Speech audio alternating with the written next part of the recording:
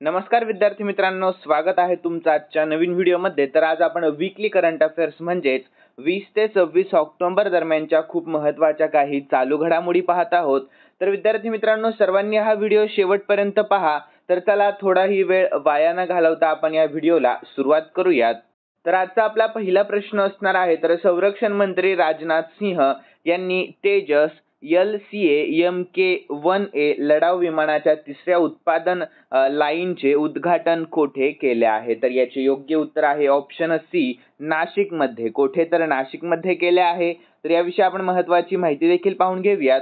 तर विद्यार्थी मित्रांनो, आपल्या भारताच्या स्वदेशी बनावटीच्या तेजस Mk-1A लढाऊ विमानाने पहिले उड्डाण केले आहे। तर संरक्षण मंत्री राजनाथ सिंह यांनी या कामगिरीचे वर्णन ऐतिहासिक केले। तर HALच्या नाशिक प्लांटमधून झालेल्या या उड्डाणामध्ये LCA Mk-1A च्या तिसऱ्या उत्पादन लाईनचे उद्घाटन झालेले आहे। यानंतर पुढील प्रश्न आपला दुसरा असणार आहे विद्यार्थ्यांनो, तर प्रादेशिक सैन्यामध्ये लेफ्टनंट कर्नल म्हणून सन्मानित नीरज चोप्रा कोणत्या खेळाशी संबंधित आहे?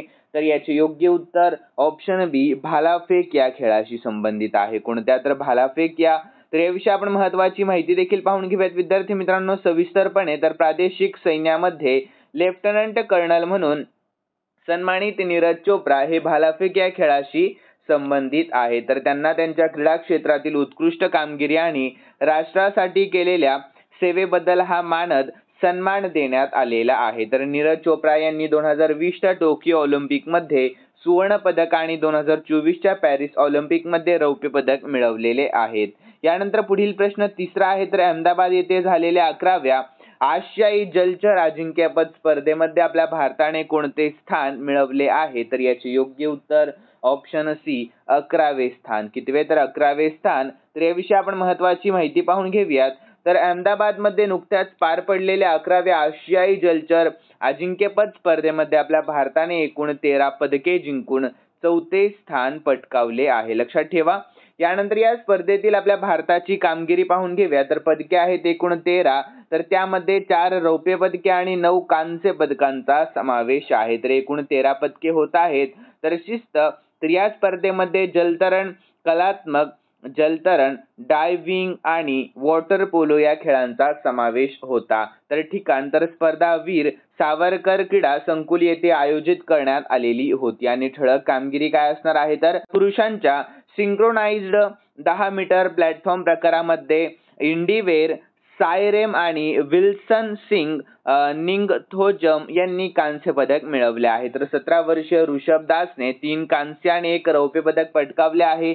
यानंतर चौथा प्रश्न पाहून घेऊयात आपण। तर आपल्या भारताने किती क्षेत्रांसाठी कायदेशीररित्या बंधनकारक असलेल्या पहिले हरितगृह वायू उत्सर्जन तीव्रता लक्ष्य नियम 2025 जारी केले आहे? तर याचे योग्य उत्तर ऑप्शन सी, 4 क्षेत्र। किती? तर 4 क्षेत्र। तर याविषयी आपण महत्त्वाची माहिती पाहून घेऊया। तर आपल्या भारताने 4 क्षेत्रांसाठी कायदेशीररित्या बंधनकारक असलेले पहिले हरितगृह वायू उत्सर्जन तीव्रता लक्ष्य नियम 2025 जारी केले आहे। तर ही 4 क्षेत्रे पुढील प्रमाणे आहेत। कोणकोणते? तर ॲल्युमिनियम, सिमेंट, पल्प आणि पेपर आणि क्लोर अल्कली। ठीक आहे, लक्षात ठेवा सर्वांनी। यानंतर विद्यार्थ्यांनो पाचवा प्रश्न, तर काटी बिहू हा सण खालीलपैकी कोणत्या राज्यामध्ये साजरा नुकताच करण्यात आला आहे? तर याचे योग्य उत्तर आहे ऑप्शन बी, आसाम या। कोणत्या? तर आसाम या। यानंतर याविषयी महत्त्वाची माहिती पाहून घेऊयात।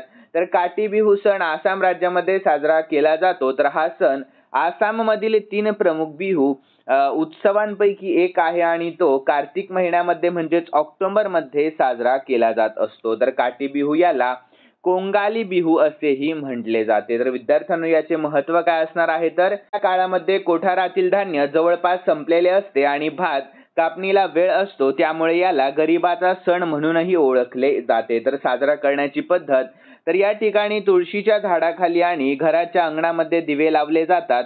यानंतर पुढील 6वा प्रश्न, तर सप्टेंबर 2025 साठी ICC player of the month पुरस्कार कोणाला मिळालेला आहे? तर याचे योग्य उत्तर ऑप्शन सी, अभिषेक शर्मा यांना मिळाला आहे। कोणाला? तर अभिषेक शर्मा यांना।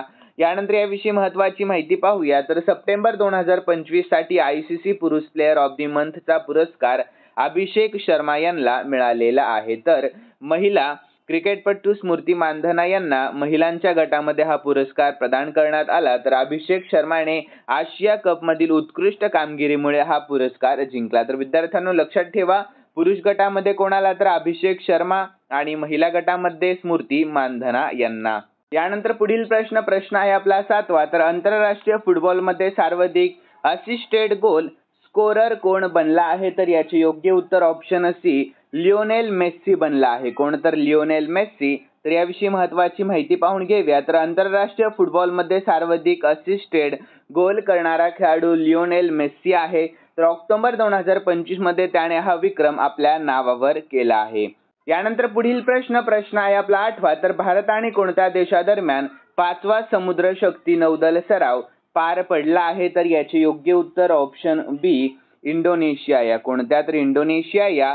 तर याविषयी महत्त्वाची माहिती पाहून घेऊयात. तर भारत आणि इंडोनेशिया या देशांदरम्यान 5वा समुद्र शक्ती नौदल सराव पार पडला. तर हा सराव 14 ते 17 ऑक्टोबर 2025 दरम्यान विशाखापट्टणम येथे आयोजित करण्यात आलेला होता. तर सराव समुद्र शक्ती 2025, देश भारत आणि इंडोनेशिया, ठिकाण विशाखापट्टणम आणि वेळ 14 ते 17 ऑक्टोबर 2025. आणि उद्दिष्ट आहे अंतर कार्यक्षमता आणि दोन्ही देशांमधील सागरी सहकार्य मजबूत करणे. यानंतर 9वा प्रश्न, गुगल क्लाउडने AI पॉवर्ड म्युझिक अवतार तयार करण्यासाठी कोणासोबत भागीदारी केली आहे, तर याचे योग्य उत्तर ऑप्शन AR रहमान यांच्यासोबत. कोणासोबत, तर AR रहमान. तर याविषयी महत्त्वाची माहिती पाहूयात. तर विद्यार्थ्यांनो, सिक्रेट माउंटन AR रहमान यांचा हा प्रकल्प AI शक्तीवर चालणारे अवतार, विविध शैलींचे संगीत आणि आकर्षक कथाकथन यांचा संगम आहे. तर गुगल क्लाउडची भूमिका, गुगल क्लाउडची AI पायाभूत सुविधा आणि मॉडेल जसे की जेमिनी, इमेजन आणि VO या अवतारांना सजीव बनवण्यास आणि प्रेक्षकांसोबत रिअल टाइम मध्ये संवाद साधण्यास मदत करतात. तर याचे उद्दिष्ट आहे, तर या प्रकल्पाचा उद्देश संगीत, कथाकथन आणि तंत्रज्ञान एकत्र करून नवीन मनोरंजन अनुभव निर्माण करणे असे आहे. यानंतर 10वा प्रश्न, तर लष्करी नेते मायकेल रॅड्रियानिरीना यांना खालीलपैकी कोणत्या देशाने संक्रमणकालीन अध्यक्ष म्हणून नियुक्त करण्यात आलेले आहे, तर याचे योग्य उत्तर आहे ऑप्शन ए, तर मादागास्कर या. कोणत्या, तर मादागास्कर. तर याविषयी महत्त्वाची माहिती पाहून घेऊयात. तर लष्करी नेते मायकेल रॅड्रियानिरीना यांना मादागास्कर देशाचे संक्रमणकालीन अध्यक्ष म्हणून नियुक्त करण्यात आले आहे. तर तरुण आंदोलकांनी केलेल्या निदर्शनांमुळे मागील अध्यक्ष अँड्री राझोएलिन यांनी देश सोडून पळ काढल्यानंतर ऑक्टोबर 2025 मध्ये लष्करी बंडानंतर त्यांची नियुक्ती झालेली आहे. यानंतर 11वा प्रश्न, आपल्या भारताचे पहिले मानवी अंतराळयान मिशन गगनयान कोणत्या वर्षी लॉन्च केले जाईल, तर याचे योग्य उत्तर ऑप्शन सी 2027 या वर्षामध्ये. तर याविषयी महत्त्वाची माहिती पाहूयात. तर आपल्या भारताची पहिली मानवी अंतराळ मोहीम गगनयान 2027 मध्ये लॉन्च केली जाणार आहे. तर या मिशनच्या अगोदर 2027च्या सुरुवातीला 3 चाचणी उड्डाणे केली जाणार आहेत. तर ज्यापैकी 2 मानवरहित असतील आणि 1 मानवरहित रोबोट योमित्र सह असणार आहे. यानंतर 12वा प्रश्न, तर खेलो इंडिया युनिव्हर्सिटी गेम्सची 5वी आवृत्ती कोणत्या राज्यामध्ये आयोजित केली जाणार आहे, तर याचे योग्य उत्तर आहे विद्यार्थ्यांनो ऑप्शन सी राजस्थान या. कोणत्या, तर राजस्थान या. तर याविषयी महत्त्वाची माहिती पाहून घेऊयात आपण. तर खेलो इंडिया युनिव्हर्सिटी गेम्सची 5वी आवृत्ती राजस्थानमध्ये आयोजित केली जाणार आहे. तर ही स्पर्धा 24 नोव्हेंबर ते 5 डिसेंबर 2025 या काळामध्ये जयपूर, अजमेर, उदयपूर, जोधपूर, बिकानेर, कोटा आणि भरतपूर या 7 शहरांमध्ये होणार आहे. यानंतर 13वा प्रश्न, तर 30व्या वरिष्ठ महिला राष्ट्रीय फुटबॉल अजिंक्यपद स्पर्धेमध्ये आपल्या भारताच्या जॉबी मॅथ्यूने कोणत्या राज्याला विजय मिळवून दिलेला आहे, तर याचे योग्य उत्तर आहे ऑप्शन बी मणिपूर या. कोणत्या, तर मणिपूर या राज्याला. यानंतर याविषयी महत्त्वाची माहिती पाहूया. तर मणिपूरने 30वी वरिष्ठ महिला राष्ट्रीय फुटबॉल स्पर्धा राजमाता जिजाबाई ट्रॉफी 2025 जिंकली. तर अंतिम सामन्यामध्ये मणिपूरने पश्चिम बंगालला 1-0 ने पराभूत केले. तर हा सामना रामकृष्ण मिशन आश्रम मैदान नारायणपूर छत्तीसगड येथे झाला. तर मणिपूरने सलग 23व्यांदा ही ट्रॉफी जिंकत आपले वर्चस्व कायम ठेवलेले दिसून आले. यानंतर 14वा प्रश्न, इजिप्तमध्ये झालेल्या 2025च्या पॅरा पॉवर लिफ्टिंग वर्ल्ड चॅम्पियनशिपमध्ये आपल्या भारताच्या जॉबी मॅथ्यूने कोणते पदक जिंकलेले आहे? तर याचे योग्य उत्तर आहे ऑप्शन सी, कांस्य पदक. कोणते? तर कांस्य पदक. याविषयी महत्त्वाची माहिती पाहूया. तर विद्यार्थी मित्रांनो, इजिप्तमधील कैरो येथे झालेल्या 2025च्या पॅरा पॉवर लिफ्टिंग वर्ल्ड चॅम्पियनशिपमध्ये आपल्या भारताच्या जॉबी मॅथ्यूने कांस्य पदक जिंकले आहे. तर त्यांनी 65 किलो वजनी गटामध्ये लेजेंड मास्टर्स प्रकारामध्ये कांस्य पदक मिळवले. तर हे त्यांचे दुसरे जागतिक पदक आहे आणि या विजयामुळे त्यांची 2028च्या लॉस एंजेलिस पॅरालिम्पिकसाठी पात्रता निश्चित झालेली आहे. यानंतर विद्यार्थी मित्रांनो, 15वा प्रश्न, तर international Union for Conservation of Nature म्हणजेच IUCN च्या स्पीसीज सर्व्हायव्हल कमिशन म्हणजेच SSC चे पहिले आशियाई अध्यक्ष कोणाची नियुक्ती करण्यात आलेली आहे? तर याचे योग्य उत्तर आहे ऑप्शन बी, विवेक मेनन यांची. कोणाची? तर विवेक मेनन. तर याविषयी महत्त्वाची माहिती पाहूयात आपण. तर IUCN प्रजाती सर्व्हायव्हल कमिशनचे पहिले आशियाई अध्यक्ष म्हणून भारतीय वन्यजीव संवर्धन तज्ज्ञ विवेक मेनन यांची निवड करण्यात आलेली आहे. तर ते 75 वर्षांच्या इतिहासामध्ये SSC चे नेतृत्व करणारे पहिले आशियाई असणार आहेत. यानंतर पुढील प्रश्न 16वा, तर 2025 सालासाठी कोणत्या खेळाडूला गोल्डन बूट देण्यात आलेला आहे? तर याचे योग्य उत्तर आहे ऑप्शन बी, लिओनेल मेस्सीला. कोणाला? तर लिओनेल मेस्सीला. तर याविषयी महत्त्वाची माहिती पाहूयात.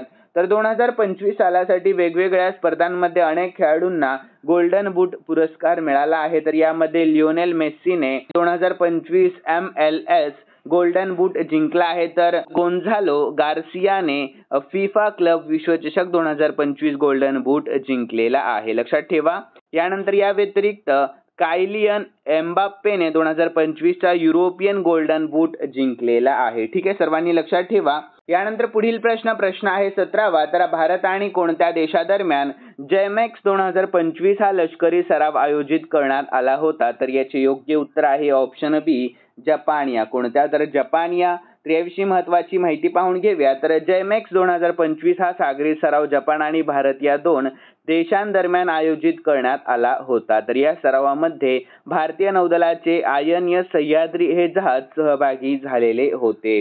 यानंतर पुढील प्रश्न 18वा आहे, तर रॉड्रिगो पाज यांची कोणत्या देशाचे अध्यक्ष म्हणून नियुक्ती करण्यात आली आहे? तर याचे योग्य उत्तर ऑप्शन बी, बोलिव्हिया या. कोणत्या? तर बोलिव्हिया या. तर याविषयी महत्त्वाची माहिती पाहून घेऊयात आपण.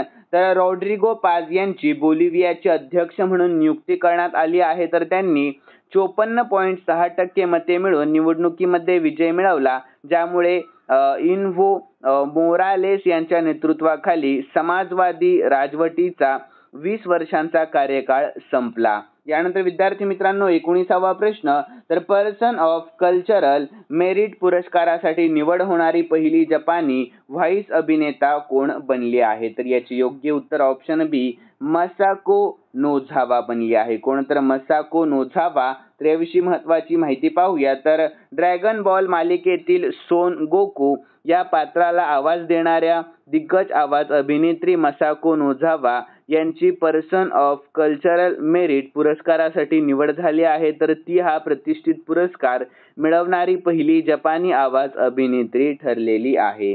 यानंतर 20वा प्रश्न, स्विस फर्म IQ एअर च्या जागतिक सर्वात प्रदूषित शहरांच्या ताज्या यादीमध्ये कोणते शहर पहिल्या क्रमांकावर आहे? तर याचे योग्य उत्तर ऑप्शन बी, ते आहे दिल्ली हे शहर. कोणते? तर दिल्ली हे. तर याविषयी महत्त्वाची माहिती पाहूयात आपण.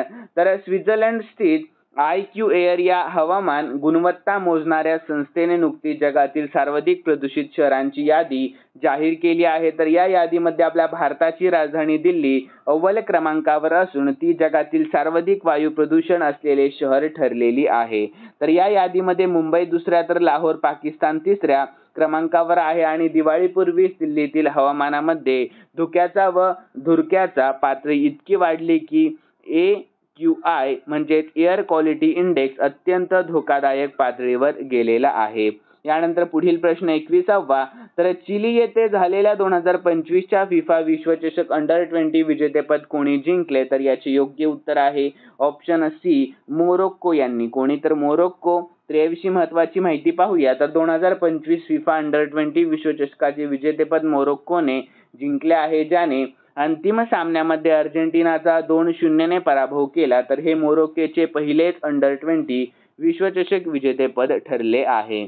यानंतर 22वा प्रश्न. तर 2025च्या US ग्रँड प्रिक्स विजेतेपद कोणी जिंकले आहे? तर याचे योग्य उत्तर ऑप्शन बी मॅक्स वेस्टपेनने. कोणी? तर मॅक्स वेस्टपेन. तर याविषयी आपण महत्त्वाची माहिती पाहून घेऊयात. तर 2025च्या US ग्रँड प्रिक्सचे विजेतेपद मॅक्स वेस्टपेनने जिंकले आहे. तर स्पर्धा formula 1 United states grand prix 2025, संघ रेड बुल रेसिंग आणि ठिकाण ऑस्टिन टेक्सास येथील सर्किट ऑफ दी अमेरिकाज. आणि अंतिम फेरीतील स्थान मॅक्स वेस्टपेनने आघाडी घेत रेस जिंकली. तर लॅडो नॉरिस दुसऱ्या स्थानावर राहिला आणि चार्ल्स लेक्लर तिसऱ्या स्थानावर राहिलेला आहे. लक्षात ठेवा सर्व विद्यार्थ्यांनी. यानंतर 23वा प्रश्न पाहूयात आपण. तर भारत आणि कोणत्या देशाने तरुण शास्त्रज्ञांसाठी रामानुजन फेलोशिप सुरू केली आहे? तर याचे योग्य उत्तर आहे ऑप्शन बी युनायटेड किंगडम या. कोणत्या? तर भारत आणि युनायटेड किंगडम या. ठीक आहे. तर याविषयी महत्त्वाची माहिती पाहूयात. तर विद्यार्थी मित्रांनो, भारत आणि युनायटेड किंगडम म्हणजेच युकेने यांनी तरुण शास्त्रज्ञांसाठी रामानुजन ज्युनियर रिसर्चर्स प्रोग्राम सुरू केलेला आहे. तर या कार्यक्रमाबद्दल काही महत्त्वाचे मुद्दे आपण खालीलप्रमाणे पाहून घेऊयात. तर उद्देश आहे दोन्ही देशांमधील तरुण वैज्ञानिकांमधील सहकार्य वाढवणे, प्रेरणा. तर या फेलोशिपचे नाव प्रसिद्ध भारतीय गणितज्ञ श्रीनिवास रामानुजन यांच्या सन्मानार्थ ठेवले गेलेले आहे. तर London institute for mathematical sciences म्हणजे LIMS या कार्यक्रमाअंतर्गत तरुण भारतीय भौतिक शास्त्रज्ञ आणि गणितज्ञांना लंडन येथील या संस्थेमध्ये संशोधन करण्याची संधी मिळेल. तर घोषणा. तर ऑक्टोबर 2025 मध्ये युकेचे पंतप्रधान केअर स्टारमर यांच्या भारत भेटी दरम्यान यांची घोषणा करण्यात आलेली आहे. यानंतर 24वा प्रश्न. खालीलपैकी कोणत्या राज्यातील 5 समुद्र किनाऱ्यांना आंतरराष्ट्रीय ब्लू फ्लॅग प्रमाणपत्र देण्यात आले आहे? तर याचे योग्य उत्तर ऑप्शन ए आपल्या महाराष्ट्र या. कोणत्या? तर आपल्या महाराष्ट्र. तर याविषयी महत्त्वाची माहिती पाहून घेऊया. तर विद्यार्थी मित्रांनो, आपल्या महाराष्ट्रातील 5 समुद्र किनाऱ्यांना आंतरराष्ट्रीय ब्लू फ्लॅग प्रमाणपत्र मिळाले आहे. तर यामध्ये रायगड जिल्ह्यातील श्रीवर्धन आणि नागाव, तर पालघर जिल्ह्यातील पारनाका आणि रत्नागिरी जिल्ह्यातील गुहागर आणि लाडघर या समुद्र किनाऱ्यांचा समावेश आहे. तर विद्यार्थ्यांनो लक्षात ठेवा, तर रायगड जिल्हा श्रीवर्धन आणि नागाव आणि पालघर जिल्हा पारनाका आणि रत्नागिरी जिल्ह्यामध्ये गुहागर आणि लाडघर. ठीक आहे. आणि हे प्रमाणपत्र डेन्मार्क येथील फाउंडेशन फॉर एन्व्हायरमेंटल एज्युकेशन म्हणजेच FEE द्वारे दिले जाते. यामुळे समुद्र किनाऱ्यांची पर्यावरणपूरक स्वच्छता आणि शाश्वत पर्यटनासाठी आंतरराष्ट्रीय स्तरावर ओळख मिळते. यानंतर 25वा प्रश्न. तर केंद्रीय आरोग्य मंत्रालयाने आपल्या भारताचे पहिले मानसिक आरोग्य राजदूत म्हणून नुकतीच कोणाची नियुक्ती केली आहे? तर याचे योग्य उत्तर ऑप्शन ए दीपिका पादुकोण यांची. कोणाची? तर दीपिका पादुकोण यांची. तर याविषयी महत्त्वाची माहिती काय असणार आहे? तर केंद्रीय आरोग्य मंत्रालयाने अभिनेत्री दीपिका पादुकोण यांची आपल्या भारताची पहिली मानसिक आरोग्य राजदूत म्हणून नुकतीच नियुक्ती केली. तर या नियुक्तीचा उद्देश आहे मानसिक आरोग्याबाबत जागरूकता वाढवणे, संबंधित कलंक कमी करणे आणि मानसिक आरोग्य सेवांमध्ये सुधारणा करणे हा आहे. तर कार्य. तर या भूमिकेमध्ये दीपिका पादुकोण देशभरामध्ये मानसिक आरोग्याबद्दल जनजागृती करतील आणि या विषयाला सार्वजनिक आरोग्याचा एक महत्त्वाचा भाग बनवण्यासाठी मदत देखील करणार आहेत. यानंतर 26वा प्रश्न. राष्ट्रीय उद्यानांमधील नवोपक्रमांसाठी IUCN म्हणजे international Union for Conservation of nature पुरस्कार जिंकणारा पहिला भारतीय कोण आहे? तर याचे योग्य उत्तर option D doctor Sonali Ghosh आहेत त्या. कोण? तर डॉक्टर सोनाली घोष. तर याविषयी महत्त्वाची माहिती पाहूयात. राष्ट्रीय उद्यानांमधील नवोपक्रमांसाठी International Union for Conservation of Nature म्हणजेच IUCN पुरस्कार जिंकणाऱ्या पहिल्या भारतीय डॉक्टर सोनाली घोष आहेत. तर त्या काझीरंगा राष्ट्रीय उद्यान आणि व्याघ्र राखीव क्षेत्राच्या फील्ड डायरेक्टर आहेत. तर विद्यार्थी मित्रांनो, विजेत्यांचे नाव डॉक्टर सोनाली घोष. पुरस्कार IUCN केंटन R Miller award for innovation. आणि पुरस्काराचे कारण. तर राष्ट्रीय उद्यानांच्या व्यवस्थापनामध्ये नाविन्यपूर्ण आणि शाश्वत दृष्टिकोन आणण्यासाठी. आणि विशेष तर त्या हा पुरस्कार जिंकणाऱ्या पहिल्या भारतीय ठरलेल्या आहेत. यानंतर 27वा प्रश्न, पूर्व अंटार्क्टिकामधील आपल्या भारताच्या नवीन प्रस्तावित संशोधन केंद्राचे नाव काय आहे? तर याचे योग्य उत्तर ऑप्शन ए मैत्री-2 असे नाव आहे. काय तर मैत्री-2. तर याविषयी महत्त्वाची माहिती पाहूयात आपण. तर पूर्व अंटार्क्टिकामधील आपल्या भारताच्या नवीन प्रस्तावित संशोधन केंद्राचे नाव मैत्री-2 असे आहे. तर हे केंद्र जुन्या मैत्री स्टेशनची जागा घेईल आणि ते एक आधुनिक, हरित आणि तांत्रिकदृष्ट्या प्रगत संशोधन तळ असेल. यानंतर विद्यार्थी मित्रांनो 28वा प्रश्न, तर अदानी आणि गुगल आपल्या भारतातील सर्वात मोठे AI डेटा हब खालीलपैकी कोणत्या शहरामध्ये बांधणार आहे? तर याचे योग्य उत्तर ऑप्शन ए विशाखापट्टणम या शहरामध्ये. कोणत्या? तर विशाखापट्टणम या. तर याविषयी महत्त्वाची माहिती पाहूयात आपण. तर अदानी समूह आणि गुगल आपल्या भारतातील सर्वात मोठे AI डेटा हब विशाखापट्टणम येथे बांधणार आहे. तर हे आपल्या भारतातील आतापर्यंतचे सर्वात मोठे तंत्रज्ञान विषयक प्रकल्पांपैकी एक असेल, ज्यामध्ये सुमारे $15 अब्जाची गुंतवणूक अपेक्षित आहे. यानंतर 29वा प्रश्न महत्त्वाचा आहे, सर्वांनी याच्याकडे लक्ष द्या. तर केंद्रीय गृहमंत्री अमित शहा यांनी अलीकडे 2025-2026 साठी SDRFच्या केंद्रीय वाट्याचा दुसरा हप्ता म्हणून आपल्या महाराष्ट्राला किती कोटी रुपयांची मदत मंजूर केलेली आहे? तर याचे योग्य उत्तर ऑप्शन बी 1566.40 कोटी रुपयांची मदत मंजूर केलेली आहे. तर याविषयी महत्त्वाची माहिती पाहूयात आपण. तर विद्यार्थ्यांनो, केंद्रीय गृहमंत्री अमित शहा यांनी 2025-26 या आर्थिक वर्षासाठी राज्य आपत्ती प्रतिसाद निधी म्हणजेच SDRF अंतर्गत केंद्रीय वाट्याचा दुसरा हप्ता म्हणून एकूण 1950.80 कोटी रुपयांची आगाऊ मदत जाहीर केली आहे. यामध्ये आपल्या महाराष्ट्राला 1566.40 कोटी रुपये आणि कर्नाटकला 384.40 कोटी रुपये मिळणार आहेत. तर ही मदत अतिवृष्टी व पुरामुळे झालेल्या नुकसानासाठी दिली जाणार असून बाधित शेतकरी आणि नागरिकांना तत्काळ आर्थिक मदत मिळण्यासाठी ही रक्कम उपयुक्त ठरणार आहे. यानंतर 30वा आणि आपला शेवटचा प्रश्न आहे. तर कोठे दिवाळीच्या दीपोत्सव कार्यक्रमामध्ये किती दिवे लावून गिनीज वर्ल्ड रेकॉर्ड तयार करण्यात आलेला आहे? तर याचे योग्य उत्तर ऑप्शन सी उत्तर प्रदेशमध्ये. कुठे? तर उत्तर प्रदेशमध्ये. तर याविषयी महत्त्वाची माहिती पाहूयात आपण. तर विद्यार्थी मित्रांनो, 20 ऑक्टोबर 2025 रोजी उत्तर प्रदेशातील अयोध्या येथे दिवाळीच्या पूर्वसंध्येला दीपोत्सव मोठ्या उत्साहामध्ये साजरा करण्यात आला. तर या कार्यक्रमामध्ये 26,17,215 दिवे एकाच वेळी लावण्यामध्ये आले आहे, ज्यामुळे गिनीज वर्ल्ड रेकॉर्ड प्रस्थापित झालेला दिसून येतोय. तर याशिवाय 2128 लोकांनी एकाच वेळी आरती करून आणखी एक विक्रम रचला. तर हा कार्यक्रम अयोध्या नगरीच्या धार्मिक आणि सांस्कृतिक गौरवाचे प्रतीक मानला जातो. तर गेल्या वर्षी 25 लाख दिव्यांचा विक्रम झाला होता, पण यंदा तो मोडून नवीन रेकॉर्ड नोंदवला गेलेला आहे. यानंतर विद्यार्थी मित्रांनो, खालील प्रश्न मी स्पेशली तुमच्यासाठी ठेवलेला आहे आणि हा प्रश्न आपल्या या वीकली व्हिडिओमध्ये पाहिलाय आपण. तर सोपा प्रश्न आहे. सर्व विद्यार्थ्यांनी या प्रश्नाचे उत्तर आपल्या कॉमेंटमध्ये सांगा. तर प्रश्न पाहूयात. तर आपल्या भारताचे पहिले मानवी अंतराळयान मिशन गगनयान कोणत्या वर्षी लॉन्च केले जाणार आहे? तर योग्य उत्तर सर्वांनी आपल्या कॉमेंटमध्ये कळवा. आणि विद्यार्थ्यांनो, तुम्हाला जर आजचा आपला व्हिडिओ आवडलेला असेल, नक्की कॉमेंटमध्ये सांगा व्हिडिओ कसा आहे. आणि जाता जाता आपल्या व्हिडिओला लाईक करा, शेअर करा आणि सबस्क्राईब करायला अजिबात विसरू नका. तर चला भेटूयात नवीन व्हिडिओमध्ये. धन्यवाद.